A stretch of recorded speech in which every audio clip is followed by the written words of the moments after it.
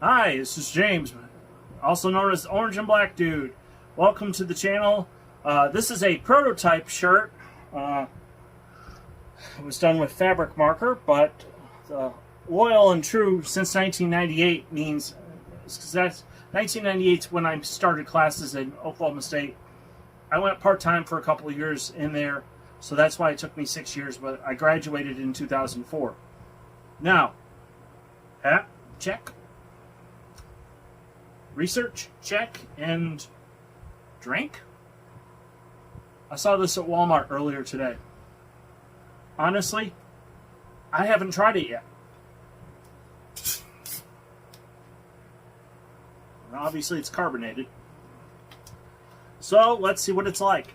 I'm seriously trying this right on camera. Let's see.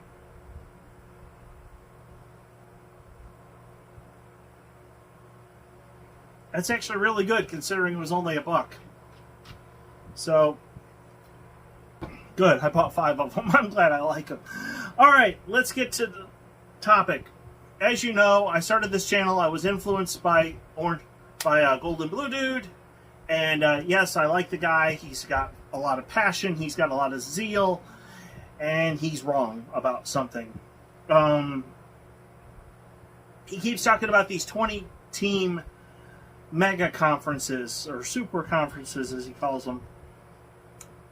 And I've got 3 excellent reasons why that's not going to happen.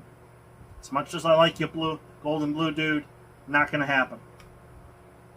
Number 1, greed.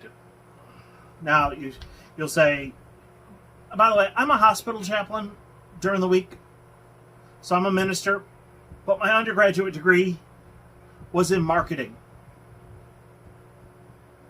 There's a reason why the Big 12, the Big 10 has 14 teams and the Big 12 has 10 teams. I know that's ridiculous. It's about as preposterous as a platypus. You know, it's a mammal, but it lays eggs and it's got a bill. But I get all that. The reason the Big 12 wanted to stay at 10 teams is it didn't want to have to divvy up the TV money amongst more teams. That's why for a while they stayed at 10.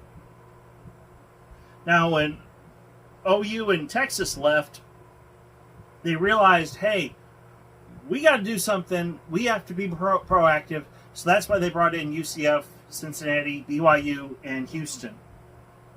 And by the way, give Robert Allen credit on that one. Robert Allen said 3 years ago that BYU would be a good fit for the Big 12. And the fact that there's Mormons in all 50 states, and that'll make our TV deal worth more money, that was his idea. If you don't know, Robert Allen's the sideline reporter for Oklahoma State. I've been listening to his radio show for the last 20 plus years. But the Big 12 is proof positive to why the SEC and the Big 10 are not going to go past 16. They do not want to divvy up the money. If the Big 10 were to get $1 billion TV deal, and they were to, the math is real easy. If you expand from 16 to 20 teams, then each college is only going to get $50 million. That's barely more than what they're getting now. So why would they expand? Each team wants more. Heck, Notre Dame isn't going to go to a conference unless they get at least $75 million. So that's one reason why. Of course, you have some petty stuff like the whole Florida and Miami thing. I don't know about that. I do agree with Golden Blue Dude that Miami would make a good fit in the SEC. They say that, well, Miami needs a stadium on campus. Trust me, if Miami were to join the SEC, they would fill up that pro football stadium. Not a problem. Number 2, why the SEC and the Big Ten are not going to expand to 20 teams. I'd call it a lawsuit. Now, granted, things have changed over time, and the Southwest Conference went out of business, and the Big Eight brought in 4 teams, and it became the Big 12. And you could say, well, if that happened, then this is just the SEC and the Big Ten doing the same stuff to try to add teams to make their conference stronger. Yeah, but there's a point when, and I'm going to use a nice fancy word here, oligopoly. Not a monopoly, but an oligopoly. And this is what an oligopoly is. It's a state of limited competition which a market is shared by a small number of producers or sellers. If you were to take, we used to call it Division 1A, the FBS, which has 120 teams, and try to shrink it down to 2 20-team mega conferences, those other 80 teams are going to be upset. Especially if the SEC and Big Ten were to break away from the NCAA. And not only that, but the NCAA would also sue them as well. Because this is a direct threat to actual competition. I know you're saying to yourself, well, in reality, what chance does an Oregon State or a Washington State or a Cal or Kansas or Illinois or Rutgers or Vanderbilt, what chance do they have of really making it to the college football playoff? Well, you got to get the right coach, you got to get the right players in there, and at least you have a chance on paper. If they shrink from 120 down to 40, I believe that several universities are going to sue, and I also believe the NCAA is going to sue. That would be a huge lawsuit. It's not going to happen. I believe what's going to happen is, and this is my third point, by the way, and I got this from Robert Allen, that 4 16-team super conferences are going to exist. The Big 12 is going to expand, the ACC is going to expand, and you'll have 4 teams. Now, you will, if you're in one of the other conferences, still have the opportunity to try to get into the playoff. If it's an 8-team playoff or a 12-team playoff,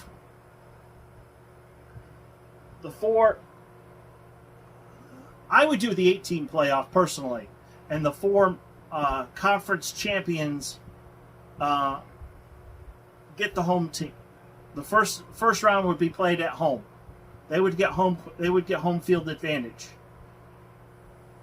And that way, if the Pac-12 still exists, or whether they merge with the Mountain West, or the AAC, or all these smaller conferences would still have a chance to make it to the playoff. If an AAC team, remember Cincinnati did it last year, if they were to go undefeated, I can't think of another team that's in the AAC besides Houston and Cincinnati, and they're both leaving.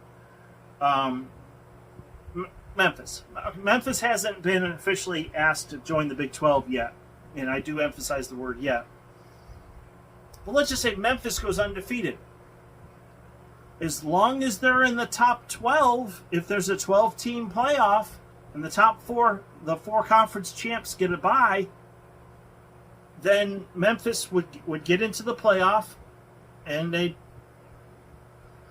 in other words, there wouldn't be a complete domination by a select few teams. You can't claim a monopoly. You can't claim an oligopoly. It would be as fair as you possibly could make it without giving up all that extra money that you get if you're SEC or Big Ten. So I'm gonna stick with what I heard Robert Allen say, and here's why. Number one, every time he's mentioned something on his show related to food, of course he's a big guy. I'm not gonna use the F word. I think that's disrespectful to call somebody fat. He's a bigger guy. Okay, I believe he was in either. No. That's his son. His son was a deep snapper. I think Robert Allen played linebacker in college. But anyway, he's at or around 300-pound guy. I mean, he's not a small man.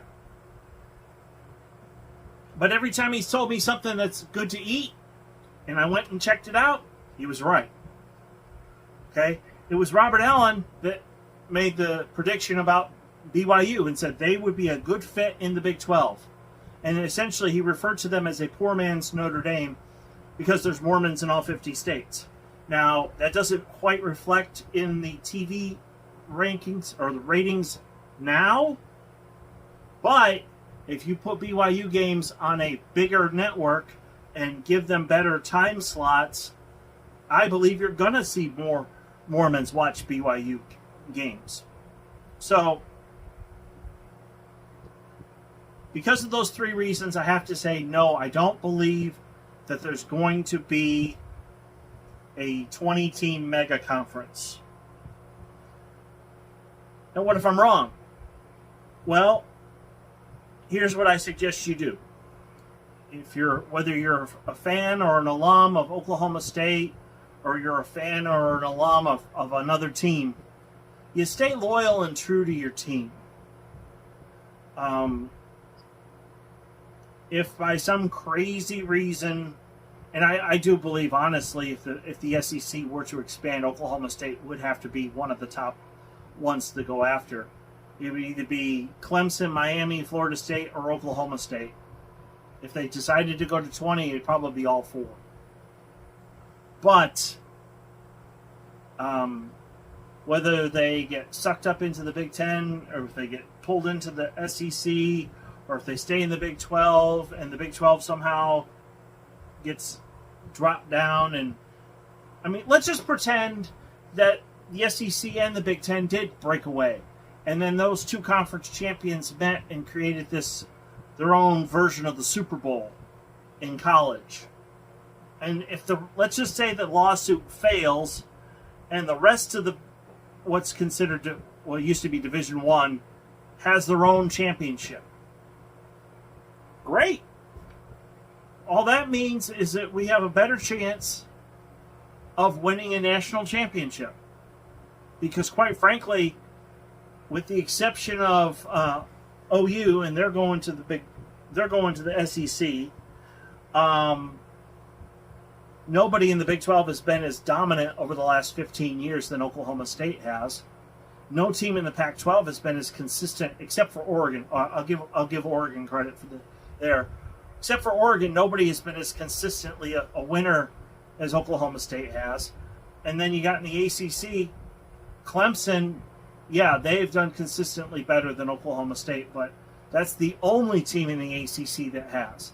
And in reality, except for Ohio State and Michigan, no team in the Big Ten has done better than Oklahoma State has. So, we've got a lot of rumors floating around. It's fun to talk about this stuff. It's fun to speculate.